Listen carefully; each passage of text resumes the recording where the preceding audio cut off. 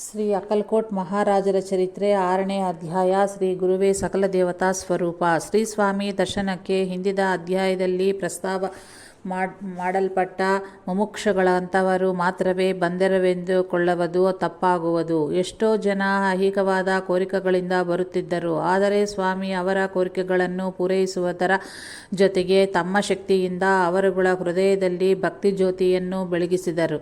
ಇವರುಗಳ ಜೊತೆ ಶ್ರೀ ಸ್ವಾಮಿಯನ್ನು ಅನೇಕ ವಿಧವಾಗಿ ಪರೀಕ್ಷಿಸುವುದಕ್ಕೂ ಸಹ ಬಹುತೇಕ ಜನ ಬರುತ್ತಿದ್ದರು. ಇವರುಗಳಲ್ಲೆಲ್ಲ ರಾಧಾ ಎಂಬುವ ವೇಶ್ಯೆಯು ಸ್ವಾಮಿಯ ದರ್ಶನ ಮಾಡಿದ ಪ್ರಕರಣ ಪ್ರತ್ಯೇಕವಾದ್ದಾಗಿದೆ. ಒಂದು ದಿನ ಬ್ರಹ್ಮನಿಷ್ಠನಾದ ವಾಮನಭುವನಂತಹ ಶಿಷ್ಯರು ಇನ್ನೂ ಕೆಲವು ಭಕ್ತರು ಸ್ವಾಮಿ ಸನ್ನಿಧಿಯಲ್ಲಿ ಕುಳಿತುಕೊಂಡಿರಲು ಸೌಂದರ್ಯಕ್ಕೆ ಹೆಸರುವಾಸಿಯಾದ ವೇಶ್ಯ ಒಬ್ಬರು ಸ್ವಾಮಿಯನ್ನು ದರ್ಶಿಸಿ ಅವರ ಪಾದಕದಲ್ಲಿ ಕುಳಿತುಕೊಂಡರು. ಕೆಲವರು ಭಕ್ತರು ಯಾರು ಸ್ವಾಮಿಯನ್ನು ಪರೀಕ್ಷಿಸುವುದಕ್ಕೆ ಆಕೆಯನ್ನು ಕಳುಹಿಸಿರಬೇಕು ಎಂದುಕೊಂಡರು. ಶ್ರೀ ಸ್ವಾಮಿಯವರ ದಿವ್ಯ ರೂಪವನ್ನು ನೋಡಿದೊಡನೆ ಆಕೆಯ ಮನಸ್ಸಿನಲ್ಲಿ ಈ ಶರೀರ ಯಾವಾಗಲಾದರೂ ಸ್ತ್ರೀ ಸ್ಪರ್ಶೆಯನ್ನು ಹೊಂದಿದೆಯೋ ಇಲ್ಲವೋ ಎನ್ನುವ ಸಂದೇಹ ತಲೆ ಎತ್ತಿತು. ತಕ್ಷಣವೇ ಸ್ವಾಮಿ ಆಕೆಯ ಕಡೆ ನೋಡಿ, ಪುರುಷನಿಗೂ ಸ್ತ್ರೀಗೂ ಇರುವ ಭೇದವೇನು? ಪುರುಷನಲ್ಲಿ ಇದ್ದು ಸ್ತ್ರೀಯಲ್ಲಿ ಪ್ರತ್ಯೇಕವಾಗಿ ಇರುವುದಾದರೂ ಏನು ಎಂದು ಕೇಳಿದರು. ಆ ವೇಶ್ಯ ಸ್ವಲ್ಪ ಹೊತ್ತು ತಡಕಾಡಿ ಹೀಗೆಂದು ಹೇಳಿದಳು, ಇಲ್ಲದೆ ಏನೋ. ಉದಾಹರಣೆಗೆ, ಪುರುಷನಿಗಿಲ್ಲದ ಅಂದವಾದ ಸ್ತನಗಳು ಸ್ತ್ರೀಯರಿಗೆ ಇದೆಯಲ್ಲವೇ? ಸ್ವಾಮಿ ನಕ್ಕು, ಅವು ನಿನಗೆ ಇದೆಯಾ ಇಲ್ಲವೇ? ನಿನ್ನ ದೇಹಕ್ಕಿದೆಯಾ? ನಿನಗೆ ಇದ್ದರೆ ಇನ್ನೊಬ್ಬರಿಗೆ ಕೊಡುವಂತಹದ್ದು ಆಗಿರಬೇಕಲ್ಲವೇ ಎಂದು ಹೇಳಿ ಮೌನವಹಿಸಿದರು. ಅವಳು ಕಣ್ಣು ಮಿಟುಕಿಸದೆಯೇ ಸ್ವಾಮಿಯ ಕಡೆ ನೋಡುತ್ತಿದ್ದರೆ ಸ್ವಾಮಿ ಭಾವಯುಕ್ತವಾಗಿ, ಏನು ಹಾಗೆ ನೋಡುತ್ತಿದ್ದೀಯಾ ಎಂದರು. ನಾಚಿಕೆಯಿಂದ ತಲೆ ತಗ್ಗಿಸಿ ಪ್ರಣಾಮ ಮಾಡಿ ಹೋದಳು. ಕೆಲವು ದಿನಗಳಲ್ಲೇ ಅವಳ ಸೌಂದರ್ಯಕ್ಕೂ ಅವಳ ವೃತ್ತಿಗೂ ಆಧಾರವಾದ ಸ್ತನಗಳು ಬತ್ತಿಹೋಗಿ ಗಂಡಸರ ಎದೆಯಂತೆ ಆಯಿತು. ಅಷ್ಟೇ ಅಲ್ಲದೆ ಆಕೆಯ ಆಂತರ್ಯದಲ್ಲೂ ಸಹಿತ ಪರಿವರ್ತನೆ ಉಂಟಾಗಿ ತನ್ನ ವೃತ್ತಿಯ ಮೇಲೆ ಜುಗುಪ್ಸೆ ಆಯಿತು. ಆ ವೃತ್ತಿಯನ್ನು ನಿಲ್ಲಿಸಿ ಆಕೆ ಕಾಶಿಗೆ ಹೋಗಿ ಅಲ್ಲಿ ಧ್ಯಾನ ಪೂಜೆಗಳಿಂದ ತನ್ನ ಶೇಷ ಜೀವವನ್ನು ಕಳೆದಳು. ಮರಾಠಿ ಭಾಷೆಯಲ್ಲಿ ಶ್ರೀ ಸ್ವಾಮಿಯವರ ಚರಿತ್ರೆಯನ್ನು ಬರೆದ ಶ್ರೀಪಾದ ಶಾಸ್ತ್ರಿ ಕಂಜ್ವಾಡೋಕರ್ ಈ ಘಟನೆಯನ್ನು ಕುರಿತು ಹೀಗೆ ವ್ಯಾಖ್ಯಾನ ಮಾಡಿದ್ದಾರೆ. ಸ್ವಾಮಿಯನ್ನು ವಿದ್ಯಾಶ್ರೀ, ರಾಜ್ಯಶ್ರೀ, ಸೌಂದರ್ಯಶ್ರೀ ಪರೀಕ್ಷೆ ಮಾಡಿಸುತ್ತಿದ್ದಾರೆ. ಮೊದಲನೆಯದು ವಿಷ್ಣುಭುವ ರೂಪದಲ್ಲೂ, ಎರಡನೆಯದು ರಾಜಮಾಲೋಜಿ ರೂಪದಲ್ಲೂ, ಮೂರನೆಯದು ವೇಶ್ಯರಾದ ರೂಪದಲ್ಲೂ ಎಂದು. ಈ ಮೂರು ಸೋಲುವುದಲ್ಲದೆ ಶ್ರೀ ಸ್ವಾಮಿಯ ಆತ್ಮ ಸೌಂದರ್ಯದಲ್ಲಿ ಅವೇ ಕರಗಿ ಹೋಗಿವೆ. ಅಕ್ಕಲಕೋಟೆಯಲ್ಲಿ ಒಬ್ಬ ಕ್ಷೌರಿಕ ಸ್ವಾಮಿಗೆ ಕ್ಷೌರವನ್ನು ಮಾಡುತ್ತಿದ್ದನು. ಅಂದರೆ ತಲೆಯನ್ನು ಮುಂಡನ ಮಾಡಿ ಉಗುರುಗಳನ್ನು ತೆಗೆಯುತ್ತಿದ್ದನು. ಅವನು ತಾನು ತೆಗೆದ ಉಗುರುಗಳನ್ನು ತಾಯೆತ್ತುಗಳಲ್ಲಿ ಇಟ್ಟು ಮಾರಿಕೊಳ್ಳುತ್ತಿದ್ದನು. ಸ್ವಾಮಿಯ ಶಕ್ತಿಯಿಂದ ಆ ತಾಯೆತ್ತುಗಳು ಪ್ರಜೆಗಳನ್ನು ಅನೇಕ ಬಾಧೆಗಳಿಂದ ರಕ್ಷಿಸುತ್ತಿದ್ದರಿಂದ ಅನೇಕ ಜನ ಅದಕ್ಕಾಗಿ ಒಬ್ಬರ ಮೇಲೆ ಒಬ್ಬರು ಪೈಪೋಟಿಯಾಗಿ ಬೀಳುತ್ತಿದ್ದರು. ಕೆಲವು ದಿನಗಳಾದ ಮೇಲೆ ಅವನಿಗೆ ಭಕ್ತಿ ಶ್ರದ್ಧೆಗಳಿಗಿಂತಲೂ ಧನಲೋಭವೇ ಪ್ರಬಲವಾಗಿದ್ದರಿಂದ ಆ ತಾಯೆತ್ತುಗಳು ನಿಷ್ಕ್ರಿಯ ಆದವು. ಅವನು ಆ ವೃತ್ತಿಯನ್ನು ಬಿಡಬೇಕಾಗಿ ಬಂತು.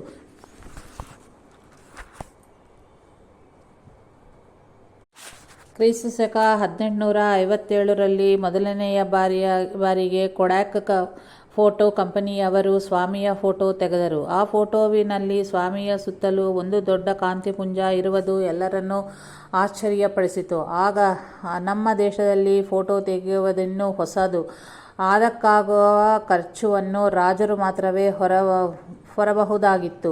ಕೊಡ್ಯಾಕ್ ಕಂಪನಿಯ ಆಫೀಸನ್ನು ಬೊಂಬಾಯಿನಲ್ಲಿ ಸ್ಥಾಪಿಸಿ ಕಂಪನಿಯ ಹೆಸರು ದೇಶಾದ್ಯಂತ ಪ್ರಚುರಡಿ ಮಾಡುವುದಕ್ಕೆ ಯಾವ ಚಿತ್ರವಾದರೆ ಚೆನ್ನಾಗಿರುವುದು ಎಂದು ಯೋಚಿಸಿದರು. ಬ್ರಿಟಿಷ್ ಗವರ್ನರ್ ಮತ್ತು ಇತರರು ಸ್ವಾಮಿಯನ್ನು ಕುರಿತು ಪೇಪರುಗಳಲ್ಲಿ ಓದ್ದರಿಂದ ಅವರ ಮೇಲೆ ಶ್ರದ್ಧೆ ಉಂಟಾಗಿ ಅವರನ್ನು ದರ್ಶಿಸಬೇಕೆಂದುಕೊಂಡರು. ಒಬ್ಬ ನಿಪುಣನಾದ ಯಾವ ಚಿತ್ರವಾದರೆ ಚೆನ್ನಾಗಿರುವುದು ಎಂದು ಯೋಚಿಸಿದರು. ಬ್ರಿಟಿಷ್ ಗವರ್ನರ್ ಮತ್ತು ಇತರರು ಸ್ವಾಮಿಯನ್ನು ಕುರಿತು ಪೇಪರುಗಳಲ್ಲಿ ಓದ್ದರಿಂದ ಅವರ ಮೇಲೆ ಶ್ರದ್ಧೆಯುಂಟಾಗಿ ಅವರನ್ನು ದರ್ಶಿಸಬೇಕೆಂದುಕೊಂಡರು. ಒಬ್ಬ ನಿಪುಣನಾದ ಫೋಟೋಗ್ರಾಫರನ್ನು ಸ್ವಾಮಿಯ ಹತ್ತಿರಕ್ಕೆ ಕಳುಹಿಸಿದರು. ಆ ಫೋಟೋಗ್ರಾಫರನು ಭಕ್ತರ ಮುಖಾಂತರ ಸ್ವಾಮಿಯವರ ಅನುಮತಿಗೆ ಪ್ರಯತ್ನಿಸಿದನು. ಆದರೆ ಸ್ವಾಮಿ ಕಿವಿಗೆ ಹಾಕ್ಕೊಳ್ಳಲಿಲ್ಲ. ಕೊನೆಗೆ ಸ್ವಾಮಿಯ ಅನುಮತಿ ಇಲ್ಲದೆ ಅವರಿಗೆ ಗೊತ್ತಿಲ್ಲದಂತೆ ಫೋಟೋ ತೆಗೆಯಬೇಕು ಎಂದು ನಿಶ್ಚಯಿಸಿಕೊಂಡನು. ಸರಿಯಾದ ಫೋಜುಗಾಗಿ ಎದುರು ನೋಡಿದನು. ಆದರೆ ಸರಿಯಾಗಿ ಫೋಟೋ ತೆಗೆಯುವ ಹೊತ್ತಿಗೆ ಸ್ವಾಮಿ ಆ ಕಡೆಯೋ ಈ ಕಡೆಯೋ ತಿರುಗುವುದು, ಯಾರಾದರೂ ಅಡ್ಡ ಬರುವುದು, ಒಂದಲ್ಲ ಒಂದು ಅಡಚಣೆಯ ಉಂಟಾಗಿ ಸುಮಾರು 20 ಬಾರಿಯಾದರೂ ಜರುಗಿರಬಹುದು. ಹೇಗೋ ಮಾಡಿ ಒಂದು ಬಾರಿ ಫೋಟೋ ತೆಗೆದನು. ಸ್ವಾಮಿಯನ್ನು ಮೋಸ ಮಾಡಿದನೆ ಎಂದು ಫೋಟೋಗ್ರಾಫರು ಬಹಳ ಸಂತುಷ್ಟಪಟ್ಟನು.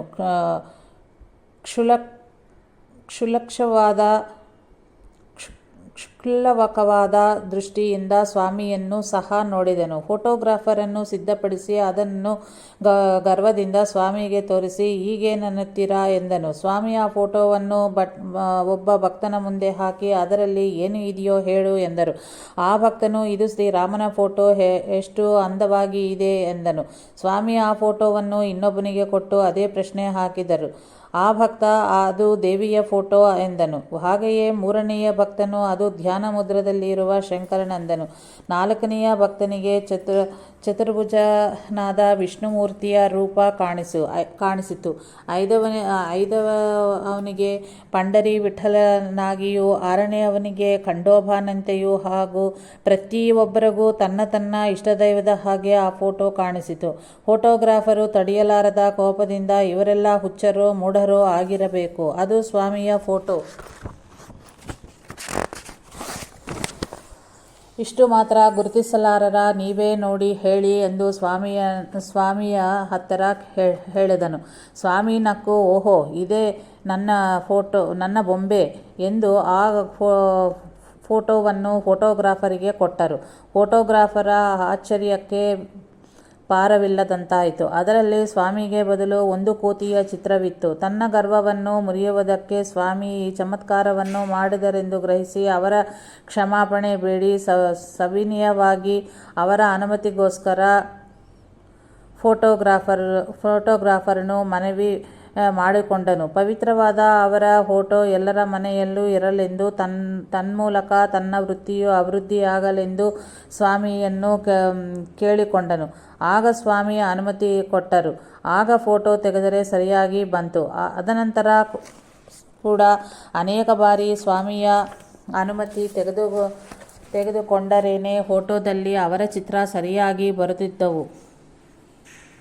ಫಡ್ಕೆ ಎಂಬುವ ಫೋಟೋಗ್ರಾಫರನು ಒಂದು ದಿನ ಸಾಯಂಕಾಲ 5 ಗಂಟೆಗೆ ಫೋಟೋ ತೆಗೆಯಲು ಅನುಮತಿಯನ್ನು ಪಡೆದನು. ಸರಿಯಾಗಿ ಆ ಸಮಯಕ್ಕೆ ಆತನು ಕ್ಯಾಮರಾ ತೆಗೆದುಕೊಂಡು ಬಂದನು. ಆದರೆ ಆತನನ್ನು ಸ್ವಾಮಿ ತಮ್ಮ ಹುಕ್ಕಾ ಕೊಳವೆಯನ್ನು ಹಿಡಿದುಕೊಳ್ಳೆ ಎಂದು ಹೇಳಿ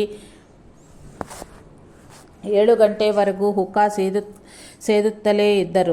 ಅನಂತರ ಸ್ವಾಮಿ ತಮ್ಮ ಫೋಟೋ ತೆಗಿ ಎಂದರು. ಆಗ ಬೆಳಕು ಸಾಲದಾದ್ದರಿಂದ ತನ್ನ ಹತ್ತಿರ ಫ್ಲಾಶ್ ಇಲ್ಲವೆಂದು ಹೇಳಿ ನಿರುತ್ಸಾಹ ಆದನು. ಆಗ ಸ್ವಾಮಿ ತಮ್ಮ ಫೋಟೋಯನ್ನು 2 ಕೈಗಳಿಂದಲೂ ಹಿಡಿದುಕೊಂಡು ಜೋರಾಗಿ ನಕ್ಕು, "ಫಡ್ಕೆ, ಫಿಲ್ಮನ್ನು ತೊಳೆದು ತೆಗೆದುಕೊಂಡು ಬಾ" ಎಂದರು. ಆದರೆ ಫೋಟೋಗ್ರಾಫರನು ಸ್ವಾಮಿಯ ಫೋಟೋವನ್ನು ತೆಗೆದೇ ಇರಲಿಲ್ಲ. ಸ್ವಾಮಿಯ ಮಾತಿಗೆ ಒಳಪಟ್ಟು ಗತ್ಯಂತರವಿಲ್ಲದೆ ಹಾಗೆಯೇ ಮಾಡಿದನು. ಆಶ್ಚರ್ಯವೇನೆಂದರೆ ಅದರಲ್ಲಿ ನಿಚ್ಚಳವಾಗಿ ಸ್ವಾಮಿ ಹುಕ್ಕಾ ಸೇದುತ್ತಿರುವ ಚಿತ್ರ ಇದ್ದಿತು. ಆ ಚಿತ್ರ ಈಗಲೂ ಸ್ವಾಮಿಯರ ಚರಿತ್ರ ಗ್ರಂಥದಲ್ಲಿ ನೋಡಬಹುದು. ಗೋವಿಂದ ಶಾಸ್ತ್ರಿ ಎಂಬುವ ಬಡಬ್ರಾಹ್ಮಣ ತನ್ನ ಬಡವತನನ್ನು ಎದುರಿಸಲಾರದೆ ಆತ್ಮಹತ್ಯೆ ಮಾಡಿಕೊಳ್ಳಲು ನಿರ್ಣಯಿಸಿಕೊಂಡು ಕೊನೆಯ ಬಾರಿಯಾಗಿ ಸ್ವಾಮಿಯ ದರ್ಶನಕ್ಕೆ ಹೋದನು. ಸ್ವಾಮಿ ಅವನ ಕಡೆ ನೋಡುತ್ತಲೇ, ನಿಮ್ಮ ಮನೆ ಹಿಂಭಾಗದ ಮರದ ಕೆಳಗೆ ಏನು ಸಿಗುವುದೋ ಅದನ್ನು ತೆಗೆದುಕೊಂಡು ಭಗವತ್ ಚಿಂತೆಯಲ್ಲಿ ಕಾಲವನ್ನು ಕಳೆ ಎಂದು ಆಜ್ಞಾಪಿಸಿದರು. ಆ ಮರದ ಕೆಳಗೆ ಆಗದಾಗ ಅವನಿಗೆ ಅಪಾರವಾದ ಧನ ದೊರಕಿತು. ಸ್ವಾಮಿಯ ಆಜ್ಞೆಯ ಪ್ರಕಾರ ಗೋವಿಂದ ಶಾಸ್ತ್ರಿ ನಿಶ್ಚಿಂತವಾಗಿ ಭಗವಚ್ಚಿಂತನೆಯಲ್ಲಿ ಮುಳುಗಿ ಹೋದನು. ಇದೇ ಮಹಿಮೆ ಶ್ರೀ ನರಸಿಂಹ ಸರಸ್ವತಿಯವರ ಚರಿತ್ರೆಯಲ್ಲಿಯೂ ಸಹ ನಾವು ನೋಡಬಹುದು. ಒಂದು ದಿನ ಸ್ವಾಮಿ ಶೇಖ್ ನೂರುದ್ದೀನ್ ದರ್ಗಾದಲ್ಲಿ ಕುಳಿತಿದ್ದಾಗ ಒಬ್ಬ ಎಣ್ಣೆ ವ್ಯಾಪಾರಿ ಸ್ವಾಮಿಯನ್ನು ದರ್ಶಿಸಿ ತಾನು ಬಡತನವನ್ನು ತಡೆಯಲಾರದೆ ಹೋಗುತ್ತಿದ್ದೇನೆ ಎಂದು ಮೊರೆಯಿಟ್ಟುಕೊಂಡೆನು. ಇಷ್ಟರಲ್ಲಿ ಕೊಂಕಣಿ ಪ್ರಾಂತದಿಂದ ಪತಿ ಪತ್ನಿಯವರು ಸ್ವಾಮಿಯ ದರ್ಶನಕ್ಕೆ ಬಂದರು. ಅವರಿಗೆ ಸಂತಾನವಿಲ್ಲದರಿಂದ ಸ್ವಾಮಿಯ ಆಶೀರ್ವಾದಕ್ಕೋಸ್ಕರ ಬಂದಿದ್ದರು. ಗಂಡ ಸ್ವಾಮಿಗೆ ಗಾಳಿ ಬೀಸುತ್ತಾ ಇದ್ದನು. ಹೆಂಡತಿ ಅವನ ಪಕ್ಕದಲ್ಲಿಯೇ ನಿಂತಿದ್ದಳು. ಆಗ ಸ್ವಾಮಿ ಆಕೆಯತ್ತ ನೋಡುತ್ತಾ ಪೂರ್ವಜನ್ಮದ ಆಕೆಯ ಹೆಸರನ್ನು ಕರೆದು, ರಿಂಬೆ, ಈತನು ಹಿಂದಿನ ಜನ್ಮದಲ್ಲಿ ನಿನ್ನ ಗಂಡ. ಆಗ ನಿನಗೆ 3 ಮಕ್ಕಳಿದ್ದರು. ಅವರೆಲ್ಲರನ್ನೂ ಈಗ ಈತನೇ ಪೋಷಿಸುತ್ತಿದ್ದಾನೆ. ಈತನನ್ನು ನಿಮ್ಮ ಜೊತೆಯಲ್ಲಿ ಕರೆದುಕೊಂಡು ಹೋಗಿ ಎಂದು ಆ ಎಣ್ಣೆ ವ್ಯಾಪಾರಿಯನ್ನು ತೋರಿಸಿದರು. ಆ ಮಾತು ಕೇಳಿ ಆಕೆ ನಾಚಿಕೆಯಿಂದ ತಲೆ ಬಗ್ಗಿಸಿ ನಿಂತಿದ್ದಳು. ಇಷ್ಟರಲ್ಲಿ ದೂರದಲ್ಲಿ ಇದ್ದ ಎಣ್ಣೆ ವ್ಯಾಪಾರಿ 3 ಗಂಡು ಮಕ್ಕಳು ಅಲ್ಲಿಗೆ ಬಂದು ಆಕೆಯನ್ನು ನೋಡುತ್ತಲೇ ಅಮ್ಮ ಎಂದು ಆಕೆಯನ್ನು ಸುತ್ತುವರಿದರು. ಆ ಕ್ಷಣದಲ್ಲಿ ಅವರೆಲ್ಲರಿಗೂ ಪೂರ್ವಜನ್ಮ ಸ್ಮೃತಿಯ ಪ್ರಸಾದವಾಗಿತ್ತು. ಆಗ ಸ್ವಾಮಿ ಆಕೆಯ ಹತ್ತಿರ ಹೀಗೆಂದರು, ಈ ಎಣ್ಣೆಯ ವ್ಯಾಪಾರಿಯನ್ನು ಜೊತೆ ಆತನ ಮನೆಗೆ ಹೋಗು. ಅಲ್ಲಿ ಪಶ್ಚಿಮ ದಿಕ್ಕಿನಲ್ಲಿ ಬಣ್ಣ ಹಾಕಿರುವ ಒಂದು ಕೋಲು ನಾಟಿ ಇರುತ್ತದೆ. ಹೋದ ಜನ್ಮದಲ್ಲಿ ನೀನು ಅದರ ಅಡಿಯಲ್ಲಿ ತುಂಬ ಹಣವನ್ನು ಮುಚ್ಚಿಟ್ಟಿದ್ದೀಯೆ. ಅದನ್ನು ಹೊರಕ್ಕೆ ತೆಗೆದು ಎಣ್ಣೆ ವ್ಯಾಪಾರಿಗೆ ಕೊಟ್ಟು ಬಿಡು. ಆಗ ನಿನಗೆ ಮಕ್ಕಳಾಗುತ್ತಾರೆ ಎಂದರು. ಆ ದಂಪತಿಗಳು ಸ್ವಾಮಿ ಹೇಳಿದ ಹಾಗೆಯೇ ಮಾಡಿದರು. 1 ವರ್ಷ ತುಂಬುವುದರೊಳಗಾಗಿ ಅವರಿಗೆ ಮಕ್ಕಳಾದರು. ಗುರುವೇ ಸಕಲ ದೇವತೆಗಳು. ಬರೋಡಾದಿಂದ ರಾಮಶಾಸ್ತ್ರಿ ಡೋಂಗ್ರೆ ಶ್ರೀ ಸ್ವಾಮಿ ದರ್ಶನಕ್ಕೆ ಬಂದರು. ದರ್ಶನವಾದ ಮೇಲೆ ದಕ್ಷಿಣ ದೇಶಕ್ಕೆ ಹೋಗಿ ಕಾರ್ತಿಕ ಸ್ವಾಮಿಯನ್ನು ದರ್ಶನ ಮಾಡುವುದಕ್ಕೆ ಸ್ವಾಮಿಯ ಅನುಮತಿಯನ್ನು ಕೋರಿದರು. ಆದರೆ ಸ್ವಾಮಿ ಹೋಗಬೇಡ ಎಂದರು. ಸಂದಿಗ್ಧದಲ್ಲಿ ಇದ್ದ ರಾಮಶಾಸ್ತ್ರಿಯನ್ನು ಅಲ್ಲಿದ್ದ ಭಕ್ತರೆಲ್ಲ ಸ್ವಾಮಿಯ ಆಜ್ಞೆಯನ್ನು ಮೀರಬೇಡ ಎಂದರು. ರಾಮಶಾಸ್ತ್ರಿ ಅಕ್ಕಲಕೋಟೆನಲ್ಲೇ ಉಳಿದು ಬಿಟ್ಟರು. ಕಾರ್ತಿಕ ಪೌರ್ಣಿಮೆಯ ದಿನ ರಾಮಶಾಸ್ತ್ರಿ ಸ್ವಾಮಿಯನ್ನು ದರ್ಶಿಸಿದನು. ಬಹಳ ಹೊತ್ತು ಸ್ವಾಮಿ ಕಾರ್ತಿಕೇಯನ ಸುಬ್ರಹ್ಮಣ್ಯ ರೂಪದಲ್ಲಿ ಅವನಿಗೆ ಕಂಡರು. ಅಚಂಚಲವಾದ ವಿಶ್ವಾಸದಿಂದ 2 ವರ್ಷಗಳು ಸ್ವಾಮಿಯ ಸೇವೆಯಲ್ಲಿ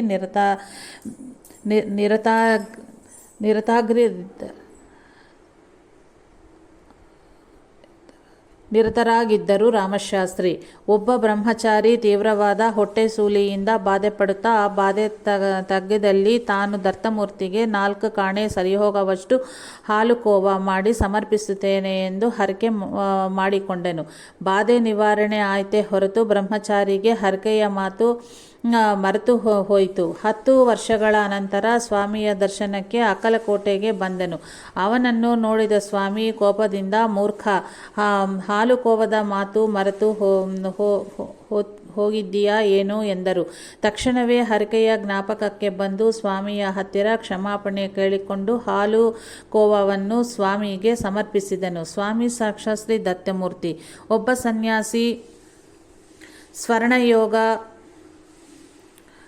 ಸಾಧಿಸಿ ದಿನಕ್ಕೆ 3-4 ತುಲಾ ಬಂಗಾರವನ್ನು ತಯಾರು ಮಾಡಿ ಭೋಗಭಾಗ್ಯಗಳನ್ನು ಅನುಭವಿಸುತ್ತಾ ಇದ್ದನು. ಅಷ್ಟೇ ಅಲ್ಲದೆ ಹಾಗೆ ಬಂಗಾರವನ್ನು ಮಾಡುವ ಶಕ್ತಿ ಇಲ್ಲದವರು ಯೋಗಿಗಳಾರರೆಂದು ವಾದಿಸುತ್ತಿದ್ದನು. ಅವನು ನಾಸಿಕ್ಗೆ ಬಂದನೆಂಬ ಸುದ್ದಿ ತಿಳಿದ ಶ್ರೀಸ್ವಾಮಿ ಭಕ್ತನಾದ ಗೋಲಪ್ ಅವನನ್ನು ಭೇಟಿ ಮಾಡಿ ಅವನ ವಾದವನ್ನು ಖಂಡಿಸಿದನು. ಉಗ್ರವಾಗಿ ಆ ಸನ್ಯಾಸಿ ಗೋಲಪ್ನನ್ನು ನಿನ್ನ ಗುರು ಯಾರು ಎಂದು ಕೇಳಿದನು. ಅಕ್ಕಲಕೋಟ ಮಹಾರಾಜರ ಹೆಸರು ಹೇಳಿದ ತಕ್ಷಣವೇ ಆತ ಬಂಗಾರವನ್ನು ಮಾಡಬಲ್ಲನೇ, ಮಾಡಬಲ್ಲನಾದರೆ ಸಿದ್ಧಪುರುಷೇ ಸರಿ ಎಂದು ಗಟ್ಟಿಯಾಗಿ ಕೂಗಾಡಿದನು. ಆಶ್ಚರ್ಯವೇನೆಂದರೆ ಆದನಂತರ ಆ ಸನ್ಯಾಸಿ ಎಷ್ಟು ಪ್ರಯತ್ನ ಮಾಡಿದರೂ ಬಂಗಾರವನ್ನು ಮಾಡಲಾರದೆ ಹೋದನು. ಮೂರನೆಯ ದಿನ ಗೋಲಪ್ ಬಂದಾಗ ಗೋಲಪ್ನನೇ ತನ್ನ ಸಿದ್ಧಿಯನ್ನು ಹಾಳು ಮಾಡಿಸಿದನೆಂದು ಆಗ್ರಹಪಟ್ಟು ಅವನ ಮೇಲೆ ಒಂದು ದೊಡ್ಡ ಬಂಡೆಯನ್ನು ಹಾಕುವುದಕ್ಕೆ ಹೋಗಿ ಆ ಸನ್ಯಾಸಿ ಅದರ ಭಾರಕ್ಕೆ ತಾನೇ ಅದರ ಕೆಳಕ್ಕೆ ಬಿದ್ದು ಹೋದನು. ಮೂರನೆಯ ದಿನ ಗೋಲಪ್ ಅವನನ್ನು ನೋಡುವುದಕ್ಕೆ ಹೋಗುವ ಹೊತ್ತಿಗೆ ಆ ಸನ್ಯಾಸಿಯ ಮನಸ್ಸಿನಲ್ಲಿ ಪೂರ್ತಿಯಾಗಿ ಪರಿವರ್ತನೆ ಉಂಟಾಗಿತ್ತು. ಕಣ್ಣೀರು ಸುರಿಸುತ್ತಾ ಗೋಲಪ್ಪನನ್ನು ಆಲಿಂಗಿಸಿಕೊಂಡು ಸ್ವಾಮಿಯ ಹಿರಿತವನ್ನು ಅಂಗೀಕರಿಸಿದನು. ಮೂರನೆಯ ದಿನ ಸ್ವಾಮಿಯ ದರ್ಶನಕ್ಕಾಗಿ ಅಕ್ಕಲಕೋಟೆಗೆ ಹೋದನು. ಸ್ವಾಮಿಯ ಸನ್ನಿಧಿಯಲ್ಲಿ ನಾಮಸಂಕೀರ್ತನೆ ನಡೆಯುತ್ತಿತ್ತು. ಸ್ವಾಮಿ ಒಂದು ಮೂಲೆಯಲ್ಲಿ ಮಗುವಿನ ಹಾಗೆ ಆಟ ಆಡುತ್ತಾ ಕೂತಿದ್ದರು. ಸನ್ಯಾಸಿ ನಮಸ್ಕರಿಸಿದ ತಕ್ಷಣವೇ ಸ್ವಾಮಿ ಅವನ ಕಡೆ ನೋಡುತ್ತಾ ಕೋಪದಿಂದ ಕೆಲಸಕ್ಕೆ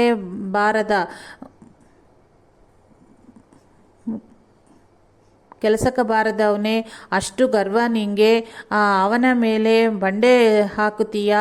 ಬಂಗಾರವನ್ನು ಮಾಡುವುದಕ್ಕೆ ಹೋದರೆ ಬೂದಿ ಬಂತು ಅಲ್ಲವೇ? ಹೋಗಿ ಸಾಯಲಾರದೆ ಹೋದೆಯಾ? ನಿನಗೆ ಸ್ವರ್ಣಯೋಗ ಬೇಕಲ್ಲವೇ? ಹಾಗಾದರೆ ಆ ಮರದ ಕಡೆ ನೋಡು ಎಂದು ತೋರಿಸಿ ಸ್ವಾಮಿ ತಮ್ಮ ಹೊಟ್ಟೆಯನ್ನು ಎರಡು ಕೈಗಳು ಹಿಡಿದುಕೊಂಡು ಗಟ್ಟಿಯಾಗಿ ನಗಹಿತ್ತಿದರು. ಸ್ವಾಮಿ ತೋರಿಸಿದ ಕಡೆ ಒಂದು ಬೇವಿನ ಮರವೆಲ್ಲವೂ ಬಂಗಾರರಾಗಿರುವುದನ್ನು ನೋಡಿ ಸನ್ಯಾಸಿ ಆಶ್ಚರ್ಯಚಕಿತನಾಗಿ ದಿಗ್ಭ್ರಾಂತಿ ಹೊಂದಿದನು. ಅಹಂಕಾರ ಪಡಿ ಸ್ವಾಮಿಯ ಅನುಗ್ರಹಕ್ಕೋಸ್ಕರ ಪ್ರಾರ್ಥಿಸಿದನು.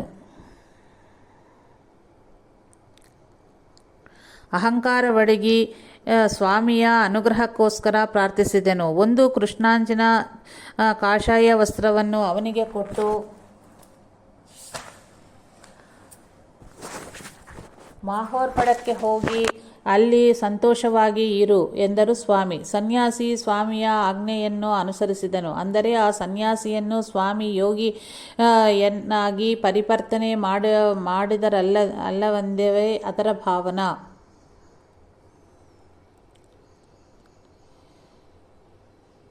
ಅಂದರೆ ಆ ಸನ್ಯಾಸಿಯನ್ನು ಸ್ವಾಮಿ ಯೋಗಿಯನ್ನಾಗಿ ಪರಿವರ್ತನೆ ಮಾಡಿದರಲ್ಲವೇ ಅದರ ಭಾವ.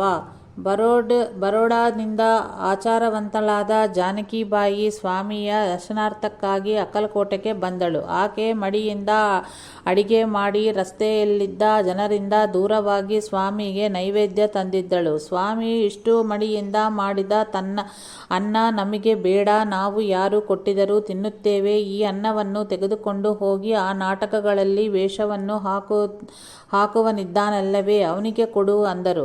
ಯಾರಿಗೂ ಗೊತ್ತಿಲ್ಲದೆ ತನ್ನ ಜೀವನ ರಹಸ್ಯವನ್ನು ಹೇಳಿದ ಸ್ವಾಮಿಗೆ ನಮಸ್ಕರಿಸಿ ಕ್ಷಮಾಪಣೆ ಕೇಳಿಕೊಂಡಳು ಜಾನಕಾಬಾಯಿ. ಆಗ ಹಾಗೆ ತಂದು ರೊಟ್ಟಿ ಅನ್ನವನ್ನು ತಮ್ಮ ಬಾಯಿಗೆ ಹಾಕಿಕೊಂಡು, ಸ್ವಾಮಿ, ನೀನು ಬೆಳ್ಳಗಾದಾಗ ನಿಜವಾದ ಭಕ್ತಿ ಬರುತ್ತದೆ ಎಂದರು. ಆಶ್ಚರ್ಯವೇನೆಂದರೆ ಆ ದಿನದಿಂದಲೇ ಆಕೆಗೆ ಬಿಳಿಯ ಕುಷ್ಠರೋಗ ಕಾಣಿಸಿಕೊಂಡಿತು. ಆದ್ದರಿಂದಲೇ ಆಕೆಯಲ್ಲಿ ಭಗವದ್ಭಕ್ತಿ ಉದ್ಭವವಾಯಿತು.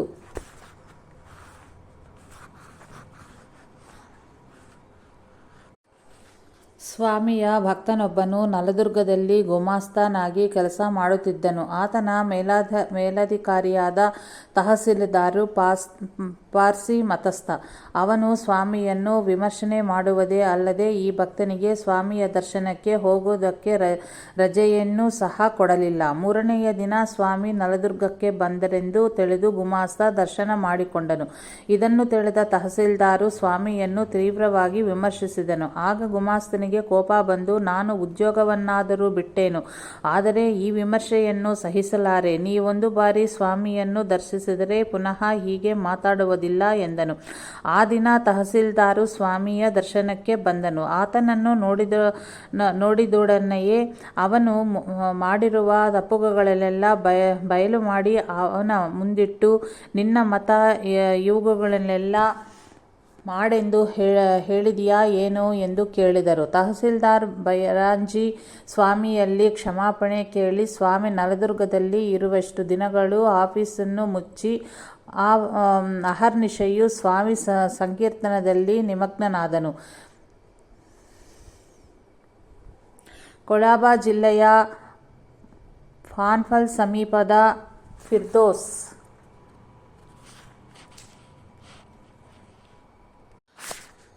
ಗ್ರಾಮದ ಫಡ್ಕೆ ವಂಶಕ್ಕೆ ಸೇರಿದವನು ವಾಸುದೇವ ಬಲ್ವಂತ್.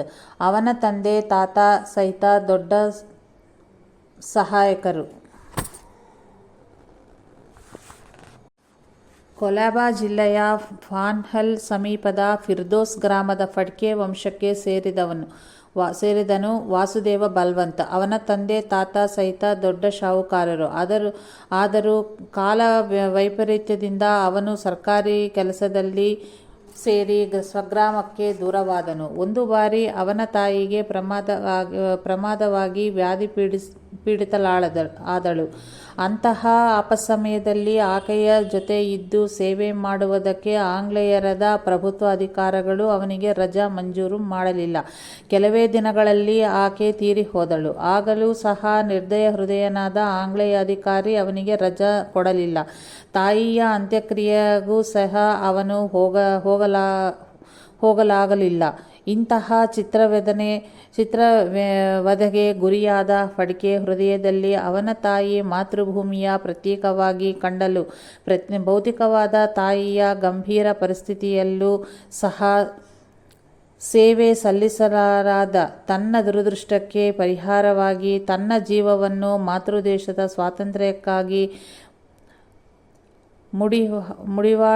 ಮುಡಿವಾಗಿ ಬಿಡಬೇಕೆಂದು ಆತನು ಶಪಥವನ್ನು ಮಾಡಿ ತನ್ನ ಕೆಲಸಕ್ಕೆ ರಾಜೀನಾಮೆ ಕೊಟ್ಟನು. ಶಿವಾಜಿ ಛತ್ರಪತಿಯ ಹಾಗೆ ತಾನು ಕೂಡ ಕುಲ ಮತ ಭೇದಗಳನ್ನು ಬಿಟ್ಟು ಅಂತರ್ಜನ ಎಂದು ಕರೆಯಲ್ಪಟ್ಟ ಕೋಳಿ ಮತ್ತು ರಾಮೋಶಿ ಜಾತಿಯವರಿಂದ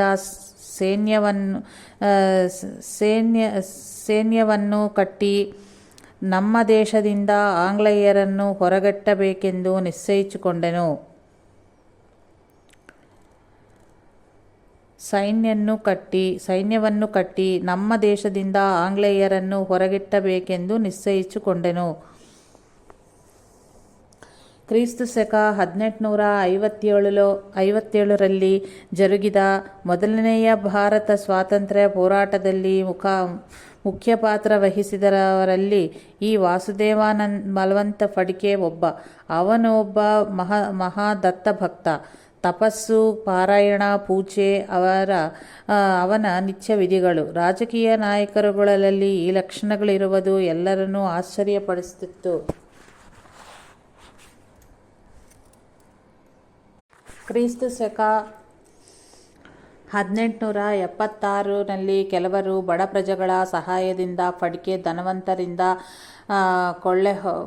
ಕೊಳ್ಳೆ ಹೊಡೆದು ಧನವನ್ನು ಬಡಬಗ್ಗರಿಗೆ ಹಂಚುತ್ತಿದ್ದನು. ಈತ ಸ್ವಾಮಿಯನ್ನು 2 ಬಾರಿ ದರ್ಶನ ಮಾಡಿದನು. ಸ್ವಾತಂತ್ರ್ಯ ಹೋರಾಟಕ್ಕೆ ಮೊದಲು ಸ್ವಾಮಿಯ ಆಶೀರ್ವಾದಕ್ಕೋಸ್ಕರ 3ನೆಯ ಬಾರಿ ದರ್ಶಿಸಿ ತನ್ನ ಖಡ್ಗವನ್ನು ಸ್ವಾಮಿಯ ಮುಂದಿಟ್ಟು ಆಶೀರ್ವದಿಸಬೇಕೆಂದು ಕೋರಿದನು. ಸ್ವಾಮಿ ಆಶೀರ್ವದಿಸದೆ ಅಭಿ ವಕ್ತ ಹೈ, ಇನ್ನೂ ಕಾಲವಿದೆ ಎಂದರು. ಅನಂತರ ಆ ಖಡ್ಗವನ್ನು ತಮ್ಮ ಭಕ್ತನೊಬ್ಬನಿಗೆ ಕೊಟ್ಟು ಒಂದು ಮರದ ಮೇಲೆ ಇಡು ಅಂದರು. ಆ ಚರ್ಯೆಗೆ ಅರ್ಥವೇನೆಂದರೆ, ತಮ್ಮ ಮಾತನ್ನು ಲೆಕ್ಕಿಸದಿದ್ದರೆ ಫಡ್ಕೆಗೆ ಪ್ರಮಾದವನ್ನುವುದು ಸ್ವಾಮಿಯ ಭಾವನೆ. ಫಡ್ಕೆ ಬಹಳ ಹೊತ್ತು ಕುಳಿತನು. ಆದರೆ ಸ್ವಾಮಿ ಮಾತ್ರ ಖಡ್ಗವನ್ನು ಅವನಿಗೆ ಹಿಂದೆ ತಿರುಗಿ ಕೊಡಲಿಲ್ಲ. ಅಂದರೆ ಬ್ರಿಟಿಷವರು ನಮ್ಮ ದೇಶವನ್ನು ಬಿಟ್ಟು ಹೋಗುವ ಕಾಲವೇ ಇನ್ನೂ ಬಂದಿಲ್ಲ ಎಂದು ಸ್ವಾಮಿಯ ಭಾವ. ಆದರೆ ಫಡ್ಕೆ ಹಠ ಹಿಡಿದವನಾಗಿ ಎದ್ದು ಸ್ವಾಮಿಗೆ ನಮಸ್ಕರಿಸಿ ಮರದ ಮೇಲಿರುವ ಖಡ್ಗವನ್ನು ತೆಗೆದುಕೊಂಡು ಹೊರಟು ಹೋದನು. ಅದನಂತರ ಹೋರಾಟದಲ್ಲಿ ಪಾಲ್ಗೊಂಡು ಅನೇಕ ಮಂದಿ ಬ್ರಿಟಿಷ್ ಆಫೀಸರ್ಗಳನ್ನು ಕೊಂದು ಕೊನೆಗೆ ಸಿಕ್ಕಬಿಟ್ಟನು. ಅವನನ್ನು ಬಂದಿಯಾಗಿ ಇಟ್ಟು ಎಡನಾಗ್ ಕಳುಹಿಸಿದರು.